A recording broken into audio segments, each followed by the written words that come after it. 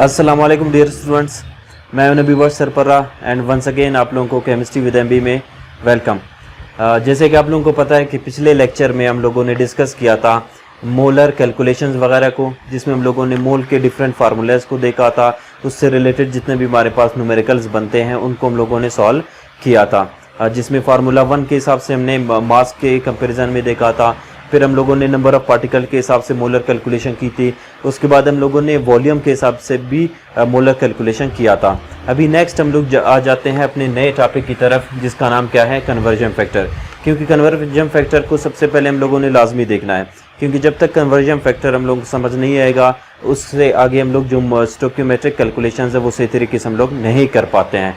तो इसी वजह से छोटा सा एक शॉर्ट सा वीडियो हम लोग इस पर बना लेते हैं, ताकि आप लोगों को थोड़ा कंसेप्ट पहले से बैकग्राउंड इसके हवाले से बन जाए, ताकि हम लोग जो आने वाले क्वेश्चंस हैं स्टोक्योमेट्रिक कैलकुलेशंस है वो उसी हिसाब से कर लें। तो चलिए स्टार्ट कर लेते हैं इसी कन्वर्जन फैक्टर को। अच्छा, कन्वर्जन फैक्टर क्या है? जैसे कि इसके नाम से भी थोड़ा बहुत आप लोगों को इंट मिल रहा होगा कि व्हाट इज कन्वर्जन फैक्टर, क्या है कन्वर्जन, क्या आपके मतलब क्या है, यानी किसी नंबर को क्या करना, तब्दील करना। ठीक है जी, आपके पास एक फैक्टर है। ठीक है, कौन सा फैक्टर है? कन्वर्ट करने वाला एक फैक्टर कन्वर्जन फैक्टर है, जिसमें आप फॉर एग्जांपल एक नंबर को किसी दूसरे उसमें नंबर में क्या करते हो, कन्वर्ट कर लेते हो। ठीक है, किस तरह?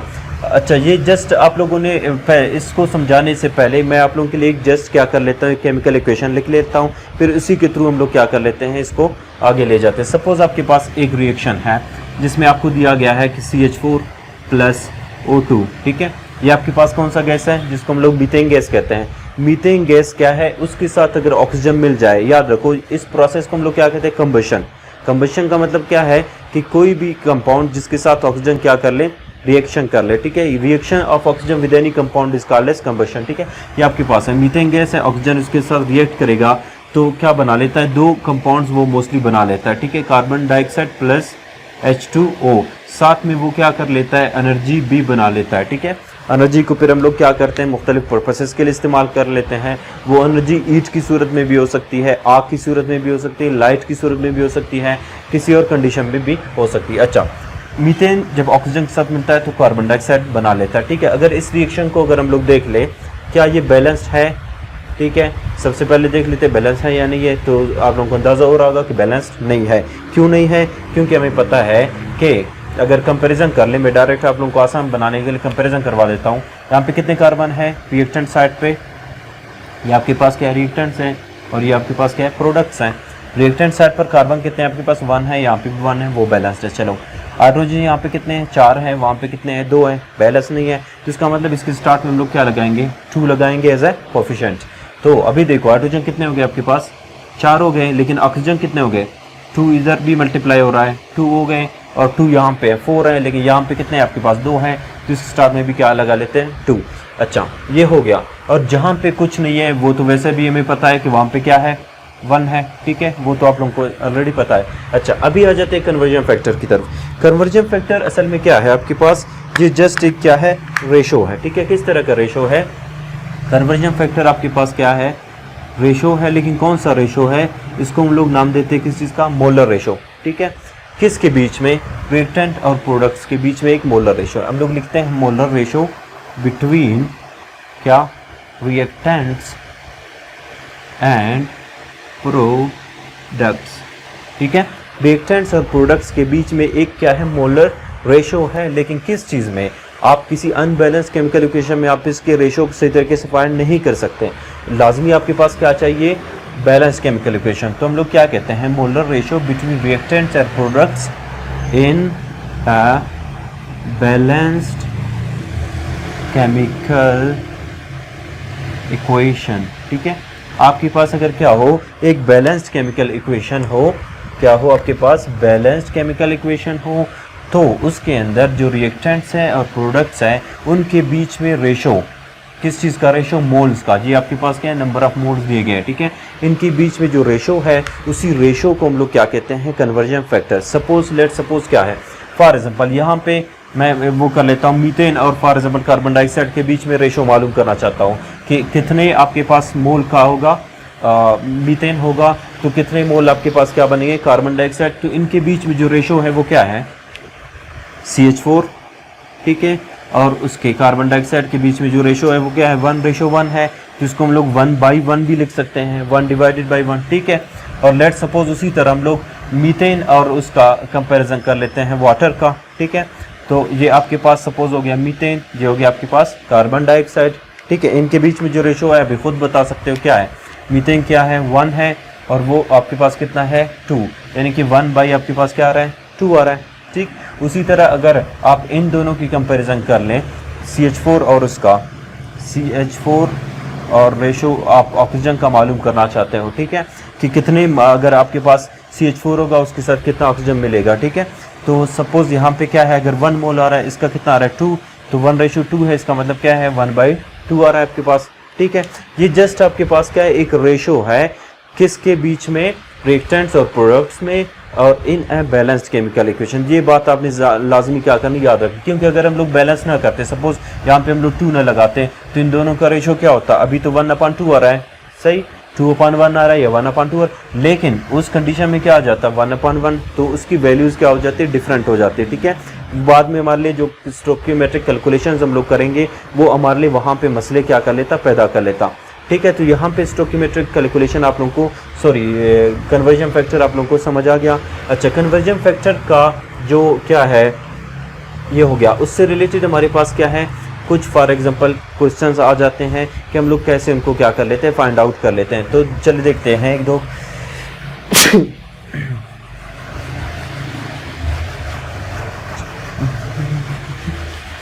चलिए इसको हम लोग चेक कर लेते हैं कि किस तरह। सपोज खैर यही वाला फार्मूला जो अभी था मैंने मिटा दिया, लेकिन खैर मैं वापस को लिख लेता हूँ, उसी के थ्रू हम लोग मालूम कर लेते हैं। सपोज आपके पास क्या है CH4 है प्लस O2 है, रिएक्शन करके बनाते हैं कार्बन डाइऑक्साइड प्लस वाटर, ठीक है। बैलेंस कर लेते हैं हम लोग डायरेक्ट, सही हो गया बैलेंस, एनर्जी है हमारे उसके साथ फिलहाल काम नहीं है। अच्छा ये हो गया। अभी इस बैलेंस केमिकल रिएक्शन के जरिए से आपने फॉर एग्जांपल आपको एक क्वेश्चन दिया जाता है सपोज, ठीक है। कन्वर्जन फैक्टर आपको क्या करेगा, अभी कैलकुलेशंस में काम देगा। कैसे, सपोज आपके पास क्या है एक क्वेश्चन है, क्वेश्चन क्या है आपके पास, व्हाट विल बी द सही moles of H2O produced by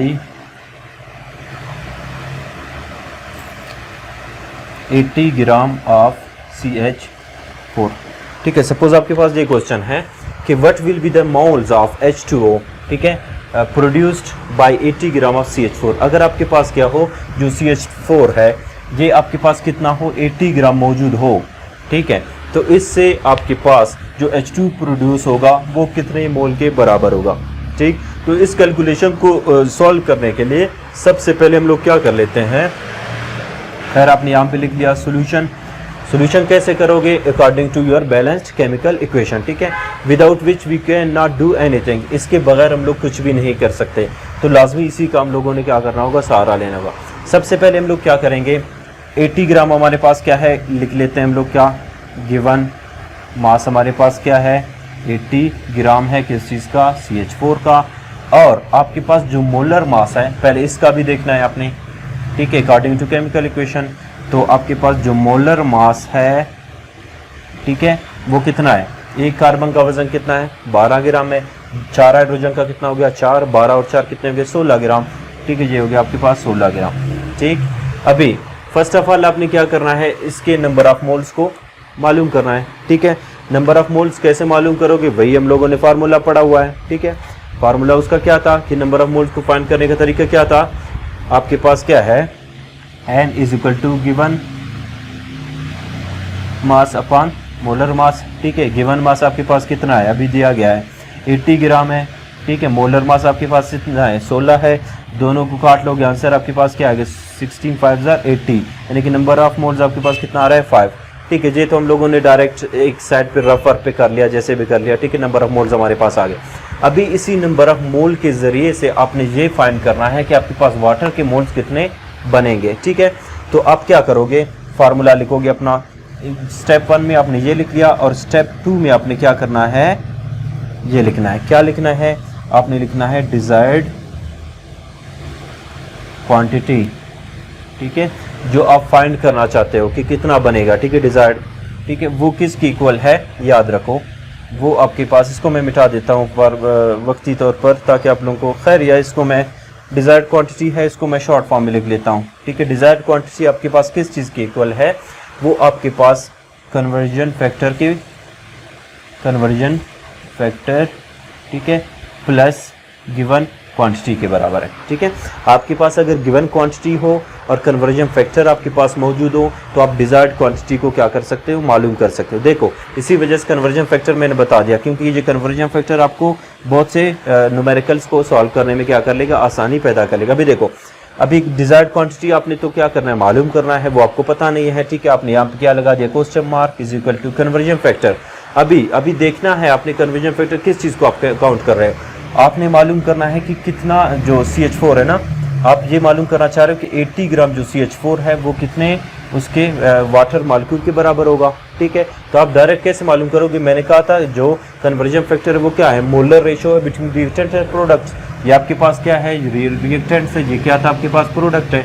अभी आपने मोलर रेशो किन के बीच में मालूम करना है, इसके और इसके, क्योंकि आपको न्यूमेरिकल में यही चीज़ें दोनों दिए गए हैं कि CH4 अगर आपके पास 80 ग्राम होगा तो वाटर आपके पास कितना बनेगा, तो इन ही दोनों का भी आपने क्या करना है, रेशो करना है, ठीक है।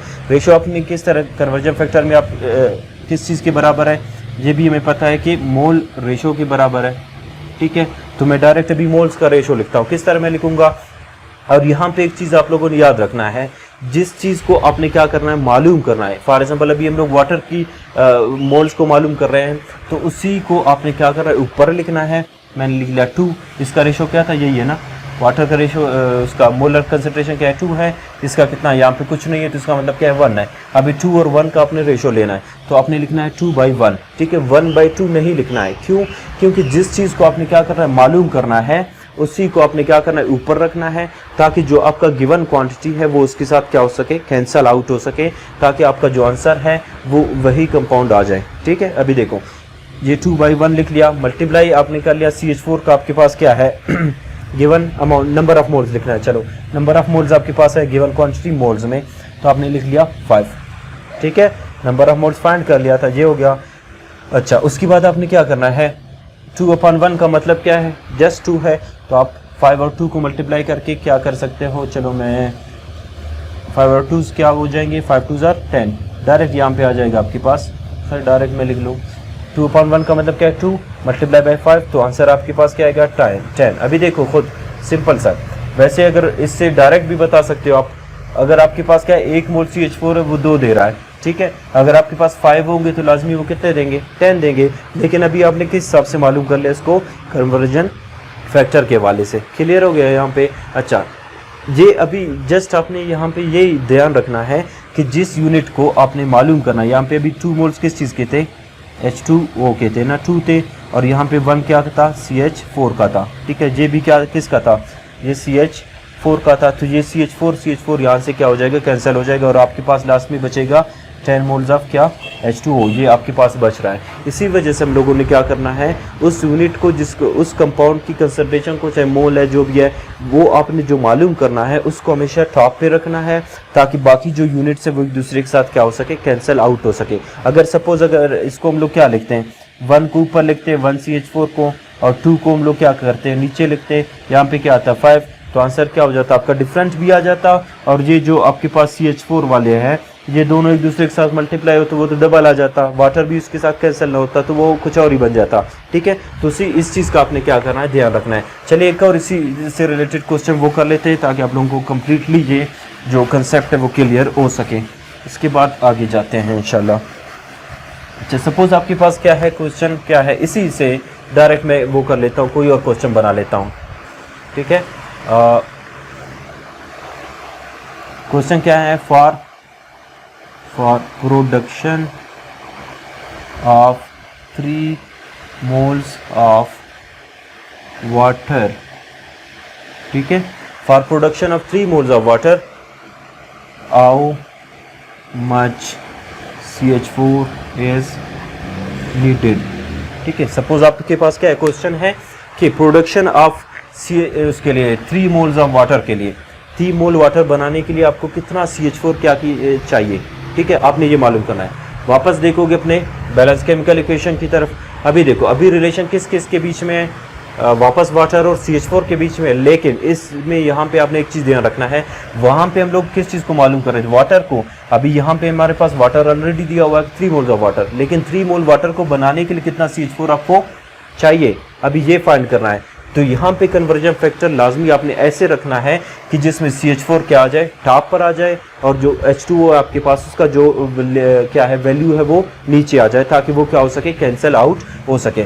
ठीक है, तो सबसे पहले आपने क्या करना है, वही देखना है। आपके पास फार्मूला क्या है, डिजायर्ड क्वांटिटी, ठीक है, is equal to conversion factor multiply by आपने क्या लिखना है, गिवन क्वांटिटी। ठीक है, अच्छा, डिजायर्ड क्वांटिटी वापस आपने लिख लिया ऐसे कि जो कन्वर्जन फैक्टर है आपके पास यहाँ पे क्या बनेगा, अभी मैंने बता दिया कि जो आपके पास जिसको मालूम करना है उसको आपने टॉप पे रखना है ताकि वो कैंसिल आउट हो सके। CH4 को आपने टॉप पे लिखना है, कितना CH4 है, 1 मोल है किस चीज़ का।